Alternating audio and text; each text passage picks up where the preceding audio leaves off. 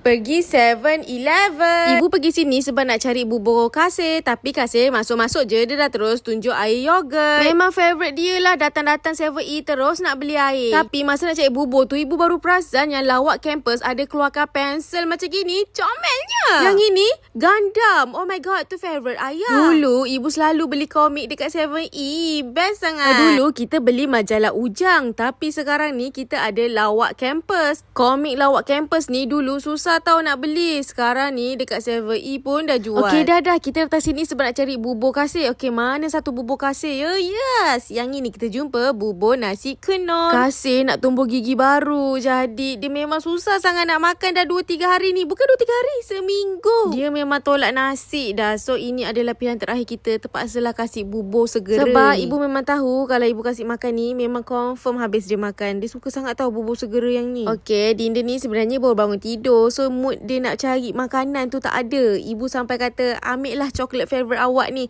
Sebenarnya ibu nak suruh dia ambil roti. Tapi dah tak ada mood kan. Kita kasih lah makan coklat. Kasih tak sudah-sudah dengan air kundur dia. Tak nak ya air coklat, air susu strawberry. Tak nak. Nak bahagian yang air buah-buah ni dia pilih air kundur. Kalau Dinda memang favourite air coklat. Tak kisahlah coklat apa-apa. Dah ayah kata jomlah kita bayar. Tapi ayah dah tersekat dekat sini. Tengoklah ayah tengok apa.